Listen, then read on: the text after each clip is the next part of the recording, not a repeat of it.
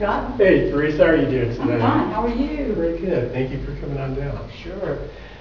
Hi, my name is Scott Kramer, and my presentation is on how to open and close a door.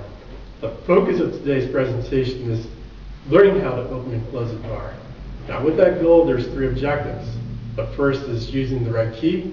The second is how to open the door more efficiently, and the third is how to close the door more efficiently. Teresa, so we're going to look at the first objective here, which is using the right key. Now, what challenges have you had with, using the right key on doors? Finding the right key to begin with, and getting it in the lock and getting it to work. Great. Now, this is something that Teresa's just brought up. It's something that's probably common to a lot of people. It's not using the right key. Now, let's try the right key in here. There's some keys in here. That one doesn't work. This one doesn't work. This one doesn't work. It's hard when they all look sort of alike, isn't it? Yeah, they do. But one thing I have used before is color coding. You can see here on this key, there's a black tab. Yeah. I have another set of keys where I color code my keys, not through a marker, even though that's possible, but through tabs. I'll have a black tab on one key, a blue tab on one key, a red, green, just a bunch of different colors. Not only because colors look great, but it's just a reminder about how I can keep my keys separate. You have one key for my garage, one key for my house, one for the car, one for the apartment. You get the idea. So once we have that, we can try to put the key in the door.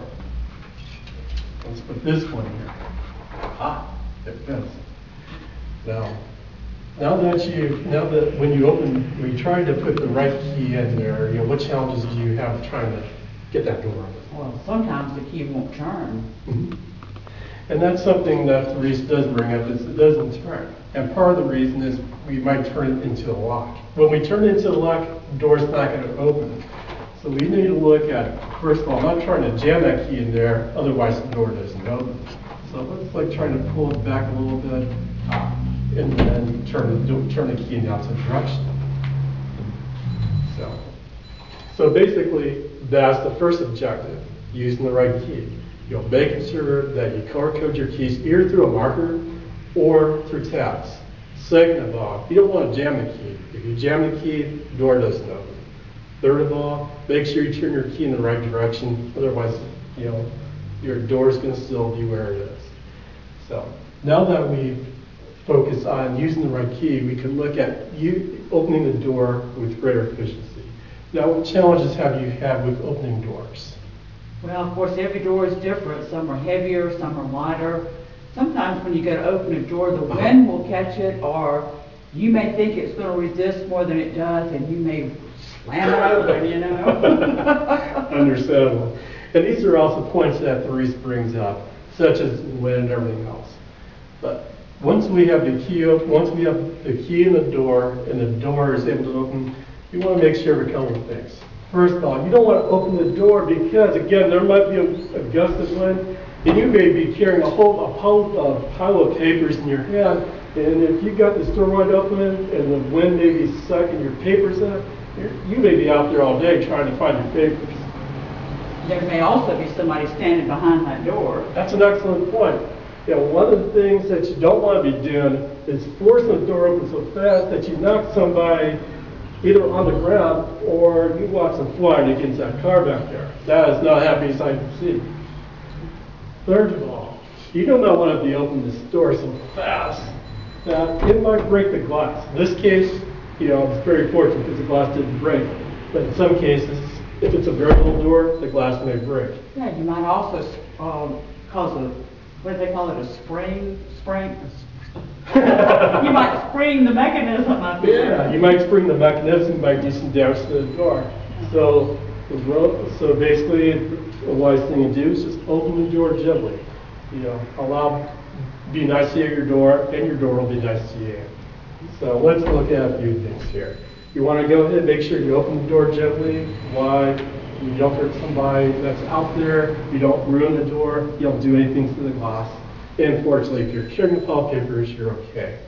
But another thing that you want to be careful, another reason why doors are open with more efficiency is that they allow for passage, which leads to our third objective, which is how to close a door for more efficiency.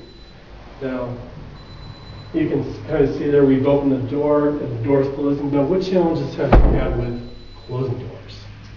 Well, sort of the same thing. First of all, you want to make sure that it doesn't slam closed. Sure. And then, again, you've got to get the lock in the keyhole. Sure. And then the same thing that we went through before. Yes. And Therese brings up a whole bunch of valid points, at least from her perspective, about why it is very important to close the door with more efficiency. Again, you don't want to close the door where it slams into this other door. It may cause damage to the door. And if you try to close the door too fast, in this case, glass didn't break, but it made an older door. At the same time, you don't want to close the door so fast that you find yourself using your balance and falling on the floor. So you want to be very careful with those things. And also, Good thing you're as young as you are. this is true.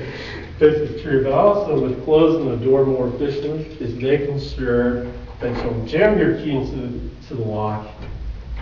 We'll turn it back a little bit here. But then, in this case, instead of turning it away, instead of turning the key away from the lock, you want to turn the key into the lock, and then pull it out gently. Oops. Sorry about that. There we go. And the door holds. So, in today's presentation of how to open and close the door more efficiently, we've looked at the goal about learning how to open and close the door more efficiently, such as we've educated Therese. We've looked at our three objectives about making sure that we use the right key, making sure that we open the door more efficiently, that you open the door gently, that you don't break glass, that you don't see people flying against the car, and those sort of things. And then third, we looked at closing a door with more efficiency. The same process, being gentle to the door, not breaking the glass when you close the door, and also don't do as I did by falling on the ground. It's never a great thing. With that, I hope that you too have learned about how to open and close a door. Thank you. Thanks, Scott. Thank you.